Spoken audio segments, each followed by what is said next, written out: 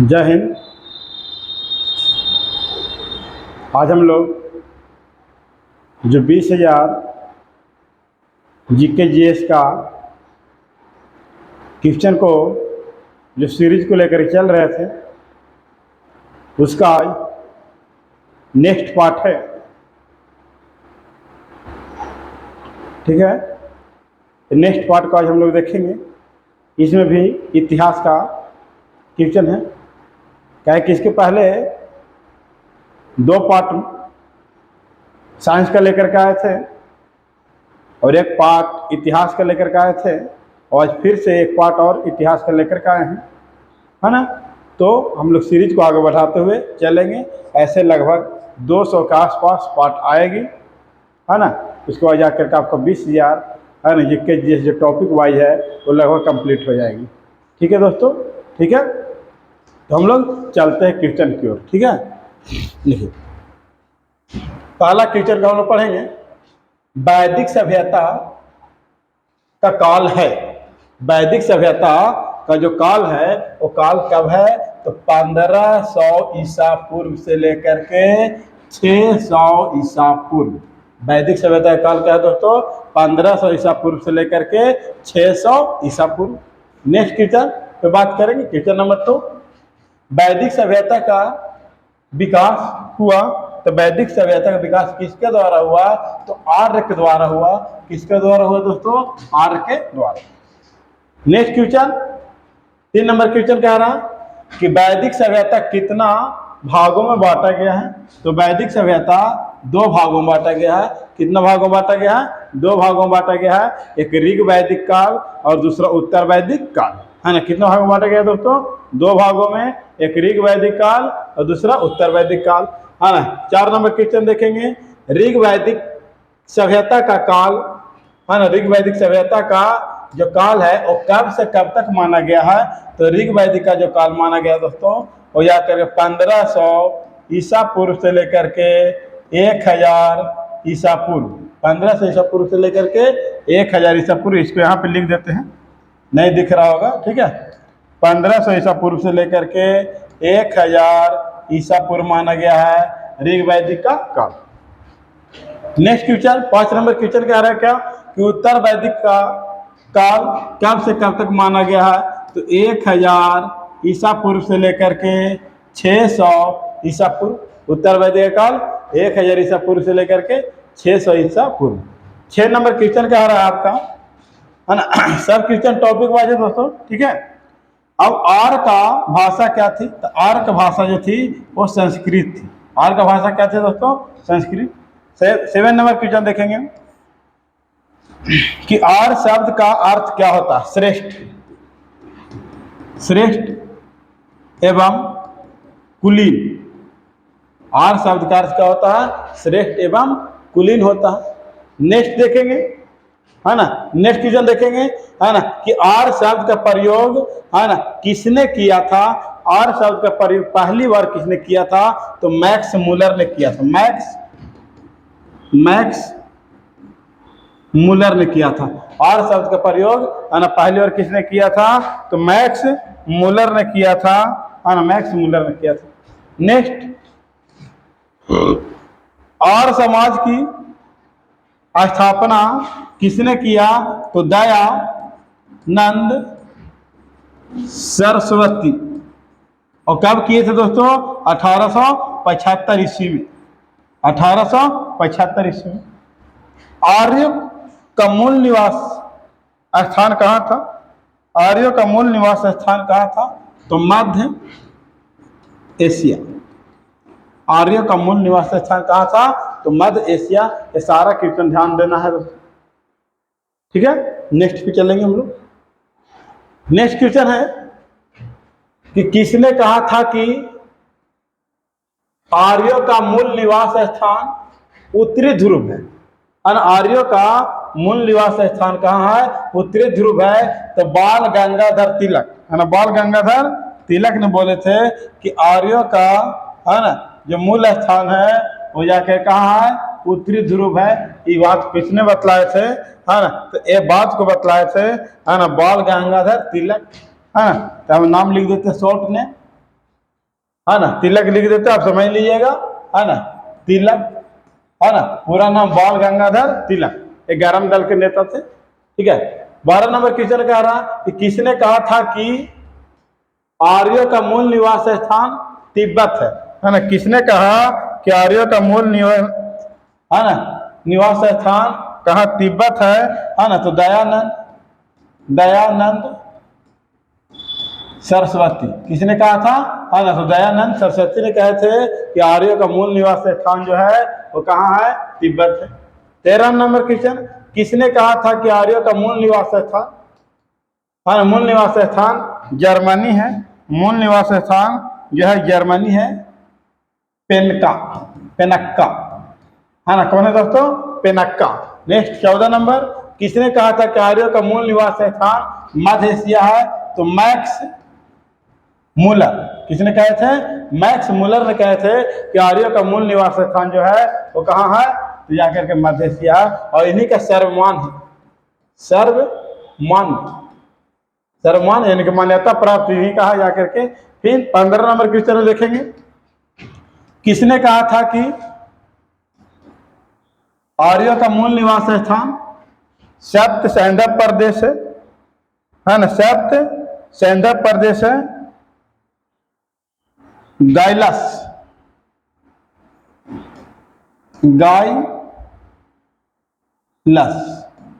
है ना, किसने कहे थे, तो गाइलस ने कहे थे, है ना। 16 नंबर क्वेश्चन देखेंगे, किसने कहा था कि आर्यों का मूल निवास स्थान हंगरी है ना, किसने कहा था कि आर्यों का मूल निवास स्थान, सॉरी इसका आंसर गलत हो गया, है ना, सैंधव प्रदेश जो बतलाया था जाकर के अविनाश चंद्र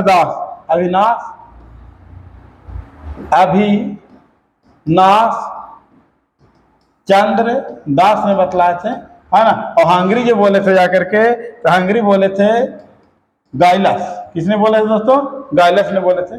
नेक्स्ट 17 नंबर, ऋग वैदिक काल की सभ्यता कैसी थी, तो ग्रामीण थी। ऋग वैदिक काल की जो सभ्यता थी वो कैसी सभ्यता थी, तो ग्रामीण सभ्यता थी। नेक्स्ट देखेंगे, को वन लाइनर तो उतना समझा नहीं पा रहे, जल्दी में करना है ना, 100 क्वेश्चन का आसपास रहता है, कम से कम समय में इसको हम लोग क्या करेंगे, पूरा करने का प्रयास करेंगे।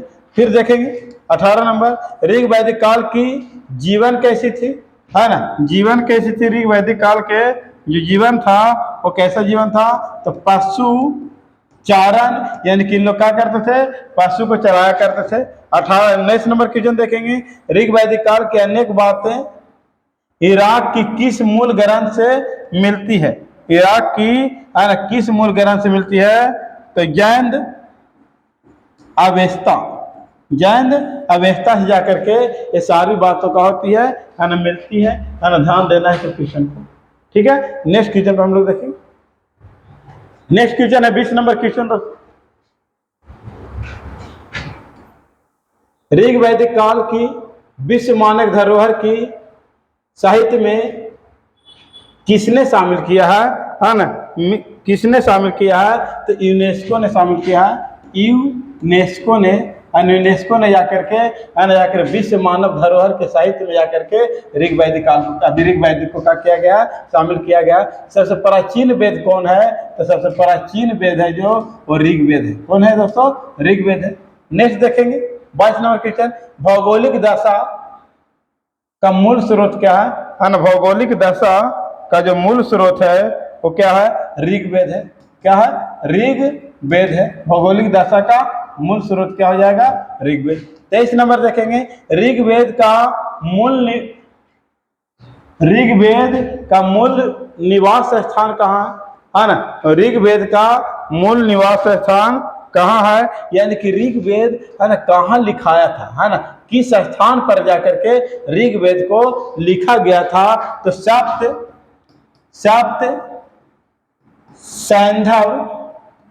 सैंधव प्रदेश में ऋग्वेद कहाँ लिखा गया था, सप्त सैंधव प्रदेश में, है ना। निवास स्थान नहीं बोला जाए इसको, है ना, क्या बोला जाए, ऋग्वेद का मूल, है ना, लिखने का मूल स्थान कहाँ है उस चीज को लिखेंगे, है ना। तो सप्त सैंधव प्रदेश में लिखा गया था। सप्त सैंधव प्रदेश का अर्थ क्या होता है, 7 नदियों का भूमि, 7 नदियों का भूमि, है ना, ध्यान रखिएगा। सेट संडे प्रदेश का अर्थ क्या होता है, 7 नदियों का भूमि। सब क्वेश्चन जाकर के दोस्तों VVI क्वेश्चन है। टोटल 20,000 क्वेश्चन को क्या किया गया है, छाटा गया है, जिसमें प्रत्येक दिन लगभग, है ना, 100 क्वेश्चन का आसपास हम क्या करते हैं, है ना, टेस्ट के माध्यम से लेकर के आते हैं और आपको बताने का हम प्रयास करते हैं। ठीक है, नेक्स्ट देखेंगे हम लोग ऋग्वेद में, है ना, कितने नदियों के बारे में वर्णन किया गया है। ऋग्वेद में कितने नदियों के बारे में वर्णन किया गया है, तो 25 नदियों के बारे में क्या किया गया,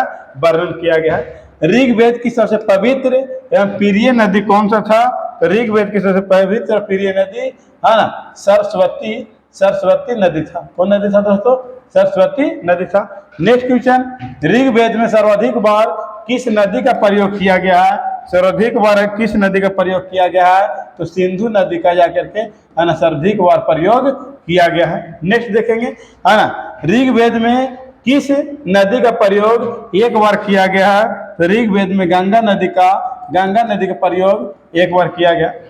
फिर देखेंगे, है ना, ऋग्वेद कालीन परुष्णी नदी का आधुनिक नाम क्या है, परुष्णी नदी का आधुनिक नाम रावी है। क्या है, रावी है। नेक्स्ट देखेंगे, शतुद्री नदी का आधुनिक नाम क्या है, तो शतुद्री नदी का आधुनिक नाम, है ना, सतलज है ना, सतलज नदी है। शतुद्री नदी का आधुनिक नाम क्या हो जाएगा, सतलज नदी हो जाएगा, ध्यान दीजिएगा। ठीक है, नेक्स्ट स्क्रीनशॉट आप लोग लेते चलिए, बाद में आप लोग क्या कीजिएगा, लिख लीजिएगा। ठीक है, नेक्स्ट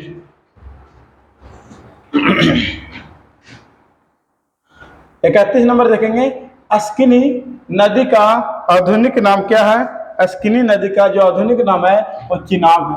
क्या हो जाएगा, चिनाब हो जाएगा। नेक्स्ट देखेंगे, वितस्ता नदी का आधुनिक नाम क्या है, वितस्ता नदी का आधुनिक नाम जो है वो झेलम है ना, झेलम हो जाएगा। विपाशा नदी का आधुनिक नाम क्या है, ब्यास हो जाएगा। क्या हो जाएगा, ब्यास हो जाएगा। गोमती नदी का आधुनिक नाम क्या है, गोमती नदी का आधुनिक नाम क्या है, तो गोमल हो जाएगा दोस्तों। क्या हो जाएगा, गोमल, है ना। सुपर फास्ट रिवीजन करना हम लोग के, है ना। कुंभ नदी का आधुनिक नाम क्या है, तो काबुल हो जाएगा। क्या हो जाएगा, काबुल नदी हो जाएगा ना। फिर देखेंगे 36 नंबर क्वेश्चन, सदानेरा नदी का आधुनिक नाम क्या है। सदानेरा नदी का आधुनिक नाम जो है वो गंडक नदी है, गंडक नदी हो जाएगा। सिंधु नदी का आधुनिक नाम क्या हो जाएगा, है ना, सिंधु नदी का, है ना, सिंधु नदी का आधुनिक नाम इंडस हो जाएगा, इंडस हो जाएगा। क्या हो जाएगा, इंडस हो जाएगा। कुंभ नदी का आधुनिक नाम क्या हो जाएगा, तो कुंभ नदी का कुर्रम, कुर्रम क्या हो जाएगा, कुर्रम नदी हो जाएगा। वेद का अर्थ क्या होता है, वेद का अर्थ पवित्र, पवित्र ज्ञान या जानना होता है। वेद का अर्थ क्या होता है, पवित्र ज्ञान या जानना। फिर देखेंगे 40 नंबर क्वेश्चन, वेद की रचना किसने की थी, ईश्वर ने। कौन किया था दोस्तों, ईश्वर ने किया था, इसलिए आप पुरु से बोला जाता है, आप पुरुष से वेद को बोला जाता है, क्योंकि इसका रचना जो किए थे वो ईश्वर नहीं किए थे। ठीक है, नेक्स्ट हम लोग देखेंगे। नेक्स्ट क्वेश्चन है 41, वेद की रचना किस भाषा की गई थी, तो संस्कृत, संस्कृत भाषा किया गया था। फिर देखेंगे वेद के संकलन किसने किए थे, तो वेद का जो संकलन किए थे वो जाकर के वेद व्यास ने किए।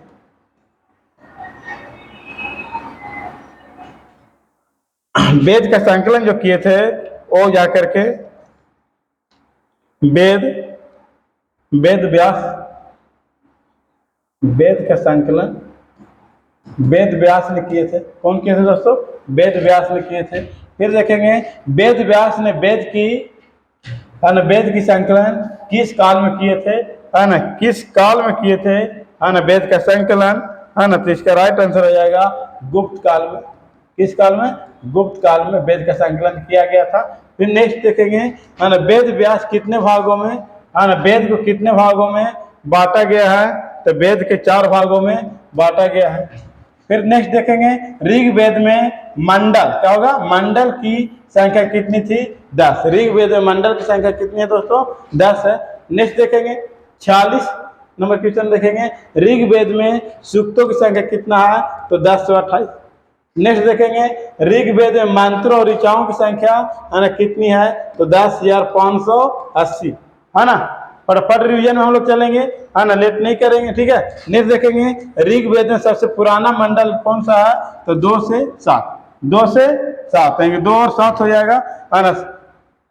49 नंबर देखेंगे ऋग्वेद में जोड़ा गया मंडल कौन सा है ना। ऋग्वेद में जो जोड़ा गया मंडल एक नया मंडल एक है, और क्या है दोस्तों 10 है, एक और क्या है 10 है, नया मंडल इसको बोल सकते हैं। गायत्री मंत्र का प्रयोग किस वेद में किया गया है, तो किस वेद में किया गया है, ऋग्वेद में किया गया है। गायत्री मंत्र का प्रयोग जो किया गया है तो किस वेद में किया गया है, ऋग्वेद में किया गया है, ध्यान दीजिएगा, ठीक है। नेक्स्ट हम लोग चलेंगे, नेक्स्ट क्वेश्चन देखिए 51 नंबर क्वेश्चन देखिए, ठीक है। नंबर हम बोल नहीं पा रहे है ना, जल्दी रिवीजन करना हम लोग है ना। ऋग्वेद गायत्री मंत्र का उल्लेख किस मंडल में किया गया है, तो तीसरे मंडल में किया गया है। गायत्री मंत्र की रचनाकार कौन है, तो विश्वामित्र हैं। गायत्री मंत्र का रचनाकार कौन है, विश्वामित्र है ना। 53 देखेंगे गायत्री मंत्र है ना किस देवता को समर्पित करता है ना, तो गायत्री मंत्र जो है वो जा करके सूर्य देवता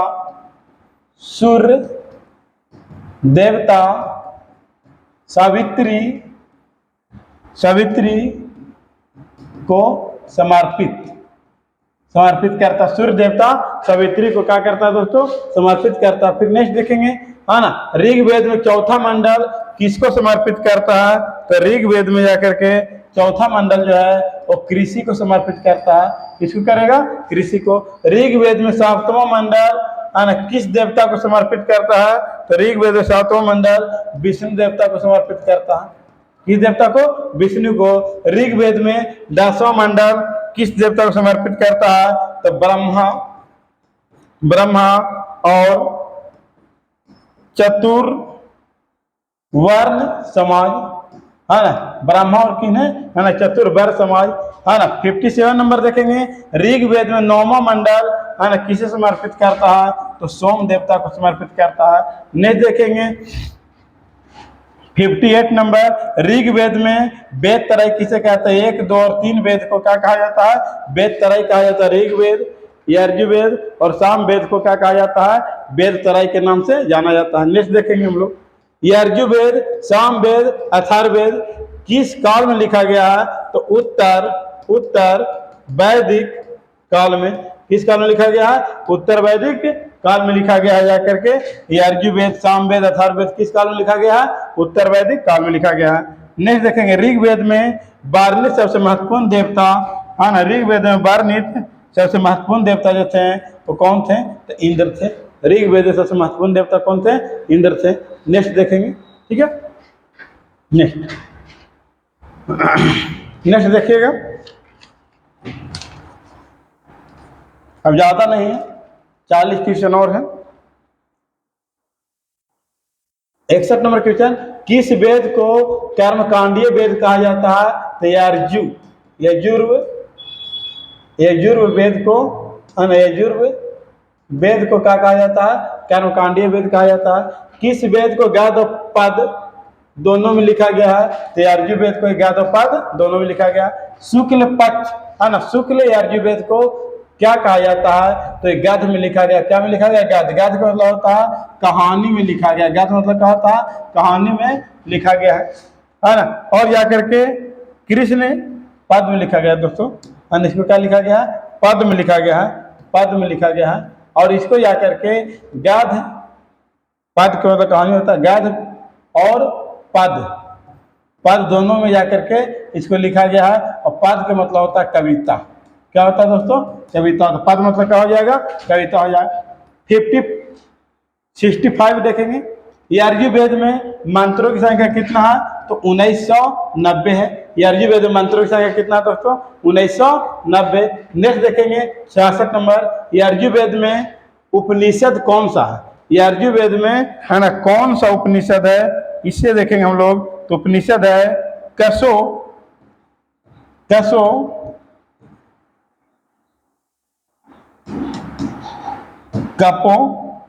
कपोषनिषद कपोपनिषद, और जाकर के मैं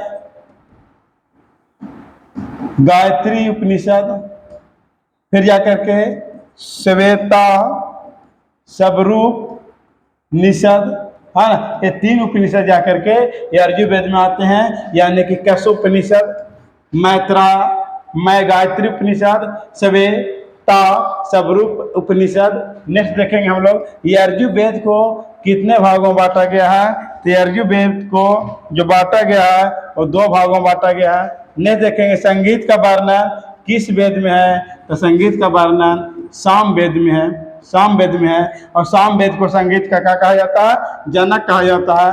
भारतीय संगीत का जनक किस वेद को कहा जाता है। तो भारतीय संगीत का जो जनक कहा जाता है वो साम वेद को कहा जाता है। साम वेद में मंत्रों की संख्या कितनी है। तो साम वेद में मंत्रों की संख्या 1875 है।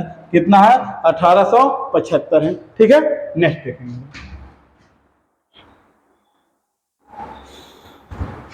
साम वेद में कितने मंत्र को छोड़कर बाकी सारे मंत्र ऋग्वेद से लिए गए हैं। तो 99 मंत्रों को छोड़ करके बाकी सारे मंत्र जो लिए गए हैं वो किस वेद से लिए गए हैं, ऋग्वेद से लिए गए हैं। नेक्स्ट है साम वेद के पाठकर्ता को किस नाम से जाना जाता है। तो साम वेद के जो पाठकर्ता होते हैं उसे जाकर के उद्गाता कहा जाता है, उद्गाता कहा जाता है। नेक्स्ट देखेंगे साम वेद में उपनिषद कौन सा है ना। साम वेद में उपनिषद कौन कौन सा है। तो साम वेद का जो उपनिषद है वो जाकर के छंदोपनिषद हो जाएगा, छंदोपनिषद हो जाएगा। फिर जाकर के जैमिनीय परिषद हो जाएगा, जैमिनीय परिषद हो जाएगा। ठीक है, फिर देखेंगे सबसे आधुनिक वेद कौन सा है। तो सबसे आधुनिक वेद हो जाएगा अथर्ववेद, अथर्ववेद कौन हो जाएगा, अथर्ववेद। नेक्स्ट देखेंगे अथर्ववेद की रचना किसने किया। तो अथर्वा ऋषि ने किया, अथर्वा ऋषि ने जाकर के अथर्ववेद की रचना की है। ठीक है, अथर्ववेद में अध्याय कितनी है। अथर्ववेद में जो अध्याय है वो 20 अध्याय है। नेक्स्ट देखेंगे अथर्ववेद में सूक्तों की संख्या कितना है। तो 731। अथर्ववेद में सूक्तों की संख्या कितना हो जाएगा दोस्तों, 731। नेक्स्ट देखेंगे अथर्ववेद में मंत्रों की संख्या कितनी है। तो अथर्ववेद में जो मंत्र की संख्या होगा वो 6000 लगभग मंत्र है। नेक्स्ट देखेंगे आर्यों और अनार्यों की चर्चा किस वेद में किया गया है। तो आर्यों और अनार्यों की जो चर्चा किया गया है वो जाकर के अथर्ववेद में किया गया है, अथर्ववेद में किया गया है। आर्यों और अनार्यों की चर्चा किस वेद में किया गया, जाकर के अथर्ववेद में किया है। नेक्स्ट जादू टोना, तंत्र मंत्र, रोग निवारण किस वेद में है। तो अथर्ववेद में है, अथर्ववेद में है, अथर्ववेद में है। नहीं देखेंगे सभा और समिति की 2 पुत्रियों का वर्णन, है ना। सभा और समिति की 2 पुत्रियों का वर्णन किस वेद में किया गया है। तो अथर्ववेद में किया गया है। नेक्स्ट देखेंगे अथर्ववेद में वेद पाठकर्ता को किस नाम से जाना जाता है। तो अथर्ववेद के पाठकर्ता को ब्रह्मा कहा जाता है दोस्तों, क्या कहा जाता है, ब्रह्मा कहा जाता है। नेक्स्ट देखेंगे अथर्ववेद में उपनिषद कौन कौन सा है। तो अथर्ववेद में जो उपनिषद है मुंडकोपनिषद, है ना, मुंडकोपनिषद,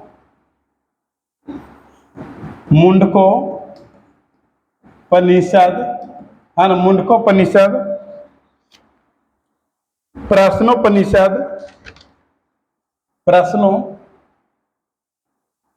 प्रश्न यहाँ पे लिख देते हैं, प्रश्नोपनिषद लिख लीजिएगा आप लोग, प्रश्नोपनिषद। और एक है मांडुक्योपनिषद,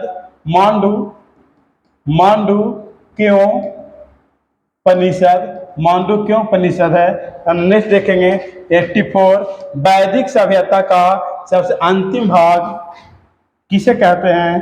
तो वैदिक सभ्यता का सबसे अंतिम भाग जो कहा जाता है उपनिषद को कहा जाता है। क्या कहा जाता है, उपनिषद को कहा जाता है।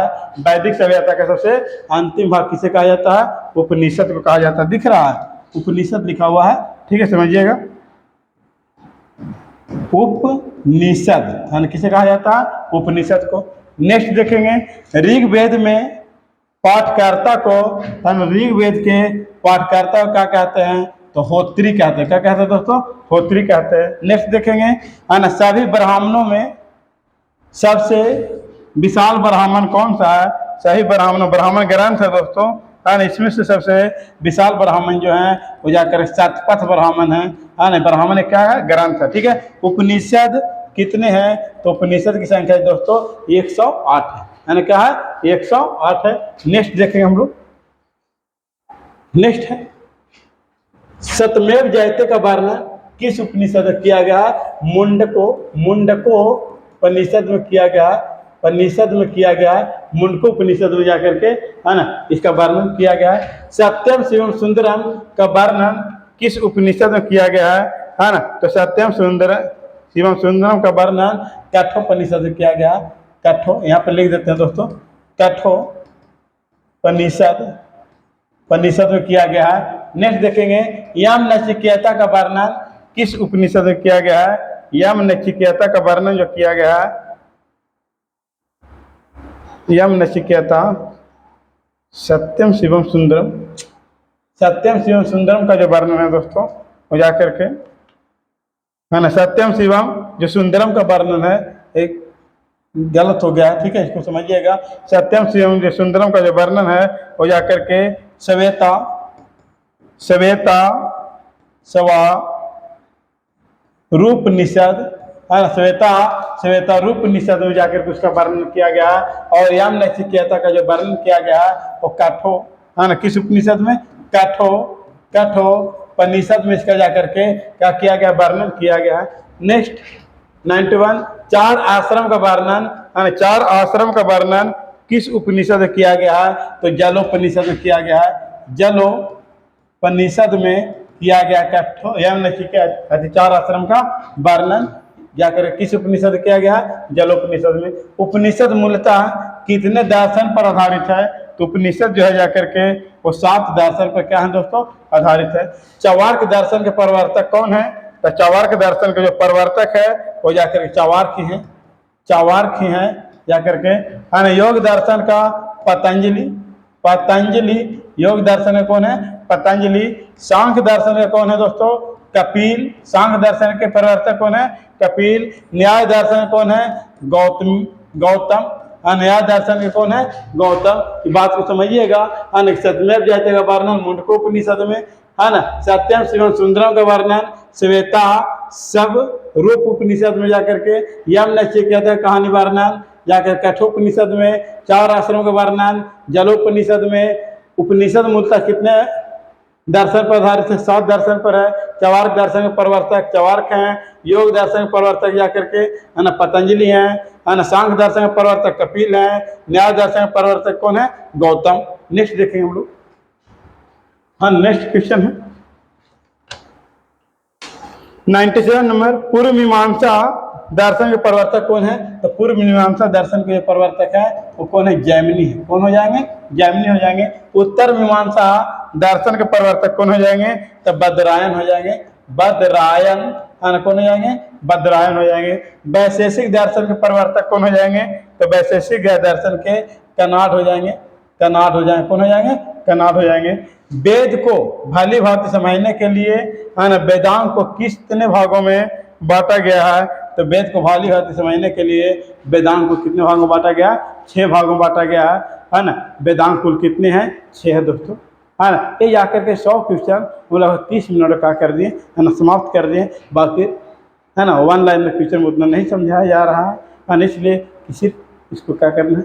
याद करना है दोस्तों, है ना। और जितना जल्दी इसको ख़त्म कर लें। आपको रिवीजन के लिए एक जो सीरीज जो चल रहा है बहुत बेस्ट है ना। बाकी आप क्या कीजिए है ना, एक बुक वगैरह पढ़ लिए और इसे जाकर टेस्ट के रूप में आप इसको देने का प्रयास कीजिए, है ना, तब मज़ा आएगा। ठीक है दोस्तों, है ना। जय हिंद।